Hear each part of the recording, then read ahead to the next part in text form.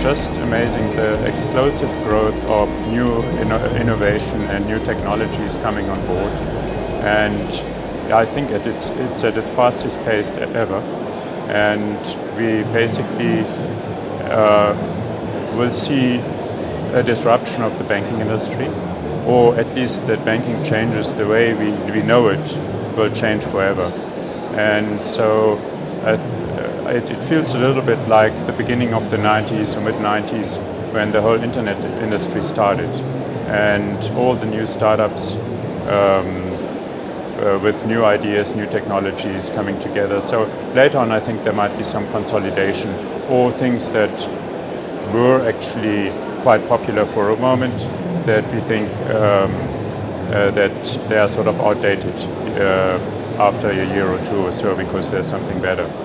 But at the moment it's quite exciting. And I think if we draw it to the African continent, what we see is, for example, digital currencies, and the whole blockchain. They make transfers of the diaspora Africans back home so much easier, faster, and reduce cost dramatically. So, for example, the cost would, for a normal transfer of a fairly small amount, would be around 12% of the transaction amount, and that can go down to 3%. I think the payment, it's all about ease for the customer, and it's about convenience and basically meeting customers' needs. And I think what we have noticed is, yes, in the way we are currently dealing with, we have multiple passwords to remember, things like that. So with the kind of automation that we get, where biometrics are integrated, all of that will fall away, and it will become much easier for the person. And then also the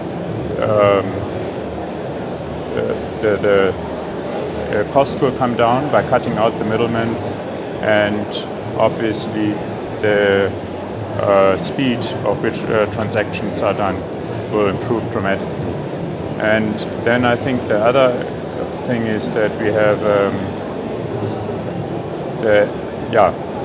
that we have all these new technologies coming online. For example, Google Street View, you can walk into a shop and you can pick what you want to choose and buy it basically online. Ease of doing business is basically that it's done more directly. You cut out the middleman, you cut out the need to go through some kind of a mechanism to access your account with a password, do the transaction, authorize the transaction, and so on. The technology right now allows us to automate all of that and make it basically seamless.